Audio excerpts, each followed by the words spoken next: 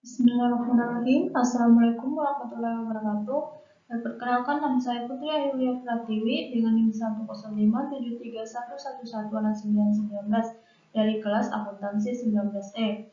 Baik, di sini saya akan menjelaskan mengenai contoh soal konsolidasi pada anak perusahaan yang dimiliki kurang dari kepemilikan penuh yang diberikan oleh Ibu Nurul Fuadas, SST, MSI selaku dosen pembimbing mata kuliah akuntansi keuangan lanjutan 1. Baik, langsung saja kita masuk pada contoh soal di mana pada tanggal 31 Desember 2020, PT Induk Raya membeli 75% saham PT Anak seharga 90 juta. Nilai wajar dari kepentingan non-pengendali sebesar 10 juta 169. Aset kas pada PT Induk 15 juta dan PT Anak 6 juta. Piutang dagang pada PT Induk 23 juta dan PT Anak 13 juta. Persediaan pada PT Induk 80 juta, PT Anak 40 juta. Tanah pada PT Induk sebesar 100 juta dan PT Anak 50 juta. Bangunan dan peralatan pada PT Induk sebesar 120 juta dan PT Anak 50 juta. Akumulasi penyusutan pada PT Induk sebesar 11 juta dan PT Anak 4 juta. Investasi pada saham PT Anak sebesar 90 juta. Sehingga total aset pada PT Induk sebesar 417 juta dan PT Anak 155 juta. Liabilitas dan ekuitas. Utang usaha pada PT Induk sebesar 34 juta dan PT Anak 6 juta. Utang obligasi pada PT Induk sebesar 233 juta dan PT Anak 79 juta. Saham biasa pada PT Induk 100 juta dan PT Anak 50 juta. Saldo laba pada PT Induk sebesar 50 juta dan PT Anak 20 juta. Sehingga total liabilitas dan ekuitas pada PT Induk sebesar 417 juta dan PT Anak 155 juta. Pada tanggal kombinasi bisnis, nilai wajar persediaan 46 juta, tanah 58 juta, bangunan dan peralatan 62 juta. Sehingga diminta buatlah akhir jurnal eliminasi yang diperlukan dan buatlah utas kerja laporan keuangan konsolidasi. Dan selanjutnya kita masuk pada penyelesaian contoh soal, di mana persediaan yang memiliki nilai buku sebesar 40 juta dikurang nilai wajar sebesar 46 juta, sehingga kenaikan dari persediaan sebesar 6 juta. Selanjutnya tanah, di mana memiliki nilai buku sebesar 50 juta dikurang nilai wajar 58 juta, sehingga kenaikan dari tanah sebesar 8 juta. Selanjutnya bangunan dan peralatan yang memiliki nilai buku sebesar 50 juta dikurang nilai wajar 62 juta, sehingga kenaikan dari bangunan dan peralatan sebesar 12 juta.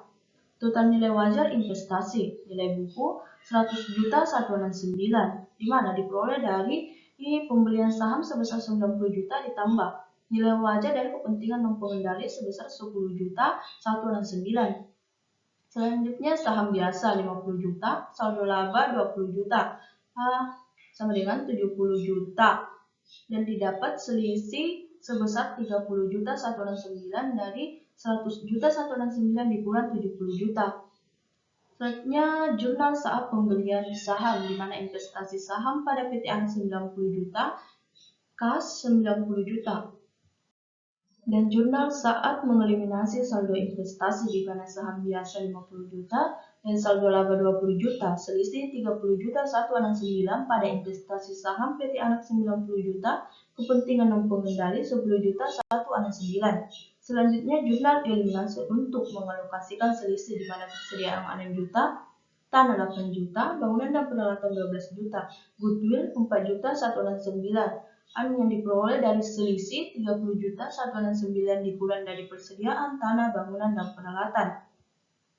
Dan selanjutnya kita masuk pada kertas kerja laporan posisi keuangan konsolidasi, di mana kas memiliki nilai eliminasi konsolidasi sebesar 22 juta yang diperoleh dari penjumlahan PT Induk 15 juta dan PT Anak 6 juta. Selanjutnya piutang dagang yang memiliki nilai eliminasi konsolidasi sebesar 30 juta yang diperoleh dari penjumlahan PT Induk 23 juta dan PT Anak 13 juta. Selanjutnya persediaan yang memiliki nilai eliminasi konsolidasi sebesar 126 juta yang diperoleh dari penjumlahan PT Induk 80 juta, PT Anak 40 juta, dan eliminasi debit 6 juta. Selanjutnya, tanah yang memiliki nilai eliminasi konsolidasi sebesar 158 juta yang diperoleh dari penjumlahan PT Induk 100 juta, PT Anak 50 juta, dan eliminasi debit 8 juta. Selanjutnya, bangunan dan peralatan yang memiliki nilai eliminasi konsolidasi sebesar 182 juta yang diperoleh dari penjumlahan PT Induk 120 juta, PT Anak 50 juta, dan eliminasi 12 juta.